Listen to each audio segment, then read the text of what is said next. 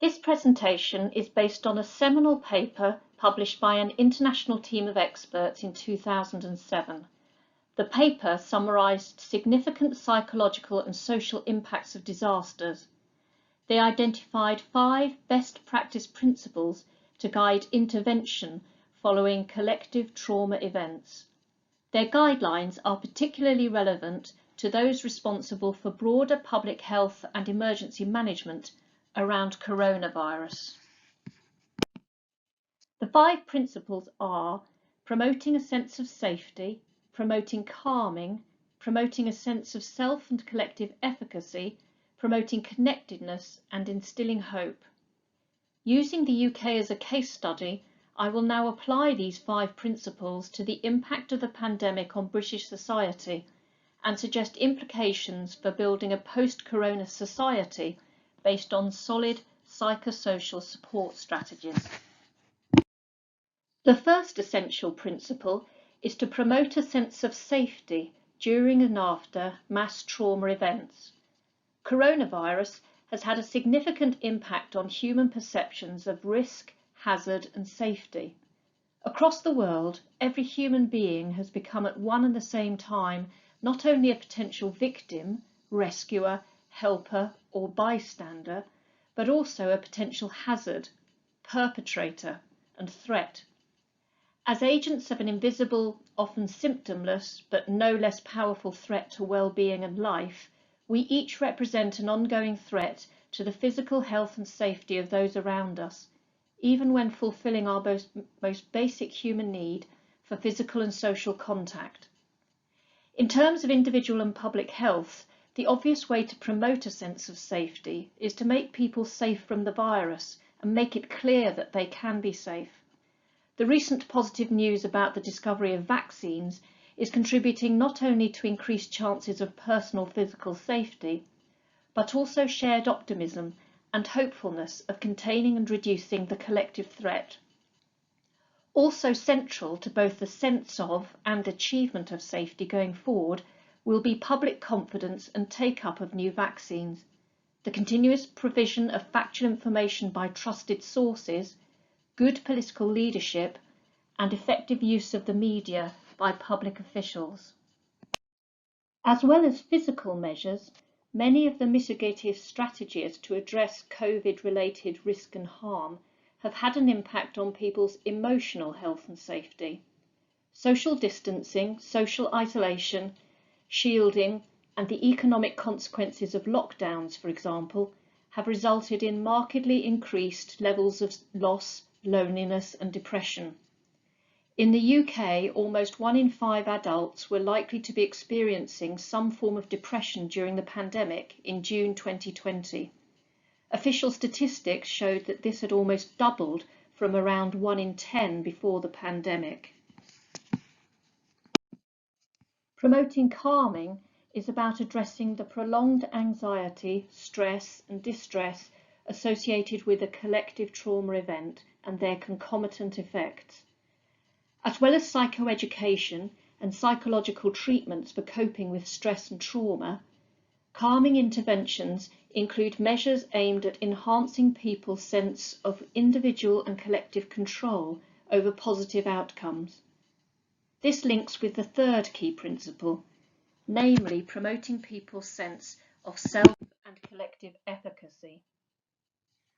One of the challenges here in the UK has been achieving the right balance between, on the one hand, promoting people's exercise of control by emphasising individual, family and community choices, rights and responsibilities, and on the other, controlling the virus through government-imposed measures, emergency orders and the implementation of emergency powers. This has played out, for example, in debates around what should be possible and permissible in terms of key cultural festivals such as Eid, Diwali and Christmas. Such debates highlight how both the current crisis and building a new normal requires a multidisciplinary approach, one which includes addressing the psychosocial, cultural and political dimensions of the pandemic and its impact. It also reflects a fundamental, indeed global debate about what new normals might and should mean in terms of behavioural norms, rituals, values and expectations. In the literature, measures for promoting personal and collective efficacy are also associated with principles of collaboration, community building, empowerment, self-sufficiency and self-government. This requires resourcing, thereby introducing philosophical, economic and political questions. During the reconstruction and recovery phases of this global disaster, there will need to be long, honest reflections and realistic conversations, including about what has been lost and what has been gained through the pandemic, and what is possible in terms of building back better, individually, societally and globally. The fourth psychosocial aspect of the pandemic, with implications for rebuilding, relates to social connectedness. Much research highlights the central importance of social support and sustained attachments to loved ones and social groups during and after disasters. Fostering and maintaining social connections and social support is critical to psychosocial well-being and recovery. In the UK and elsewhere, this has been poignantly illustrated during the pandemic by the human pain and outcries resulting from restricted opportunities for family gatherings, visits to elderly relatives in care homes, and, most poignantly, the inability to be with loved ones during serious illness and after their final hours. The proscription and denial of symbolic rituals around the end of life, faith and mourning has had a significant impact on levels of traumatic loss and complex grief, let alone opportunities for social connectedness at the hardest moments. At the same time, there's been a marked growth in virtual and other alternative ways of staying connected with others. The video conferencing app Zoom is an example of this. It has been one of the most famous beneficiaries of the pandemic, as workplaces use it to replace meetings and friends meet up in calls.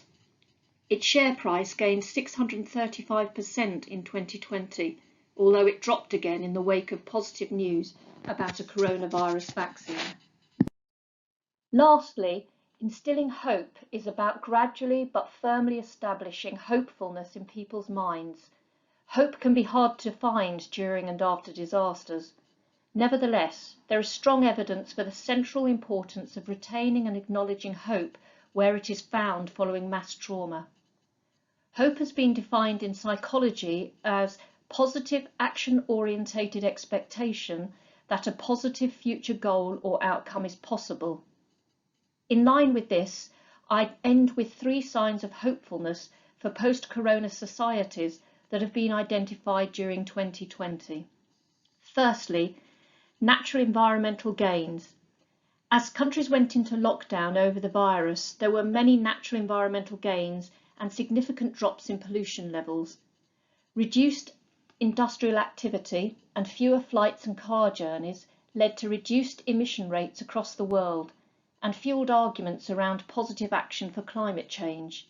In Britain, where daily walks were encouraged to keep fit and stay positive, many people reported an increased appreciation of nature and their local environment. It was nice too to see images of the animal kingdom seeming to appreciate this and taking positive advantage of deserted human spaces. Secondly, when lockdown was first announced in March, many people here, like elsewhere, joined local support groups to help others, particularly those more at risk from coronavirus. In Canada, this even led to a new word, caremongering. Community bonding and outreach is not a new phenomenon. Sociologists and others have long documented the honeymoon phase, where disasters bring out the best in people and communities, albeit often only temporarily. But perhaps it signals the possibility after the pandemic of greater altruism and appreciation of the value of humanity and voluntary social service in support of the vulnerable. A third sign of hopefulness has been a boom in creativity. Across the UK, many people stuck in isolation have used the opportunity to get creative. Social media users have shared details of their new hobbies, including reading, baking, knitting and painting. Live streaming classes, virtual gigs and gallery tours, and online fundraising efforts have all helped raise both morale and money, which has kept people going. In summary, this presentation has sought to highlight the contribution of a psychosocial approach to crisisonomy by discussing 5 best practice principles that should be borne in mind for rebuilding a post-corona world. Promoting safety, calming, efficacy, connectedness, and instilling hope are all effective strategies for responding to the psychosocial impacts of the pandemic. Moreover, greater human appreciation of nature, acts of kindness and creativity are also hopeful reminders of human resilience, even in the midst of deep and enduring crisis. They highlight how the power and opportunity to define and deliver a new normal rests as much with ordinary people and grassroots communities as with, or perhaps even despite, the powerful and the politicians.